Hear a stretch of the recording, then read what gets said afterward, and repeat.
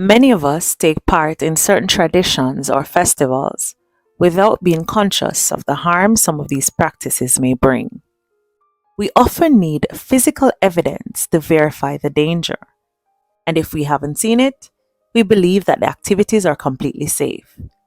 Some of us would go as far as to defend some of these practices and customs.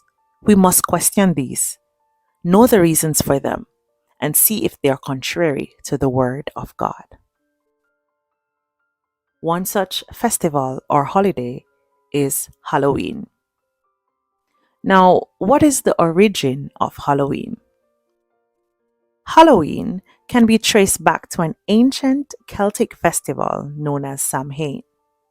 Samhain occurred on November 1st, the Celtic New Year, but celebrations started on the eve, October 31st. The festival was in honor of the Lord of their dead. The Celtics believed that there was one night that the boundary between the world of the living and the dead opened. This allowed the ghosts or spirits to roam the earth. The day was renamed Halloween after Pope Gregory III moved All Saints' Day from May 13th to November 1st. All Souls' Day was celebrated on November 2nd with similar practices to Samhain. This was an effort to give a Christian alternative to the holiday. All Saints' Day was also called All Hallows, and the traditional night of Samhain, which was the day before, became All Hallows' Eve, which eventually changed to Halloween. Some today would even say Halloween is a Christian holiday, but we can't change the name of something pagan, indulge in similar practices, and call it Christian, as stated in Deuteronomy 12, verse 4. Do not worship the Lord your God in the way these pagans people worship their God. Now, let's look at some practices. Sacrifices and clothing. The people would disguise themselves with animal skin for protection, so that the spirits would believe they were part of their own wicked group and not harm them during Samhain. The Druids, which were the Celtic priests, sacrifices were the most abhorrent custom of the celebration. The sacrifices served as a means of divination and included both human and animal. The people would also light a bonfire. Here is where the widely recognized Halloween color scheme may be found, where the orange flames illuminated the pitch black night. Trick or treat.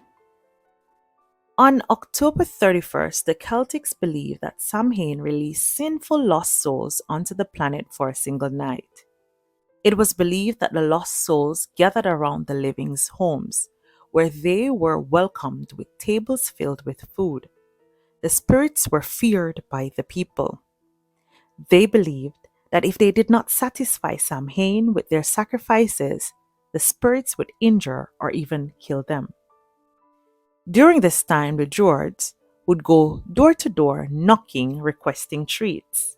If they didn't receive any, they would curse the house that denied them. Jack-o'-lantern. Large turnips were carved with demonic features, and a light was inserted to ward off bad spirits from entering their homes. The use of turnips was later changed to pumpkin when they immigrated to the US. Now, how should a Christian view Halloween? Ephesians 5, verse 11 to 12 states, have nothing to do with the fruitless deeds of darkness, but rather expose them. It is shameful even to mention what the disobedient do in secret. Halloween is filled with darkness. It represents wickedness and abominable practices.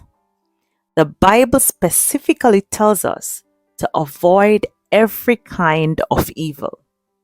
Laws prohibiting divination and witchcraft can be seen in Exodus, Leviticus, and Deuteronomy. Many ex Satanists who have become Christians have even spoken up about this festival. It is the devil's holiday. Engaging in it is celebrating with the enemy. It has not been transformed. It is still the same as it was at its inception. To draw people in, it is now disguised as entertaining with a variety of activities so they won't notice the evil lurking beneath. The devil and everything he stands for should be despicable to every Christian. Christians who take part in occult celebrations are giving the devil glory. Halloween stands for everything the wicked promotes and loves. It goes against the holiness of God's nature.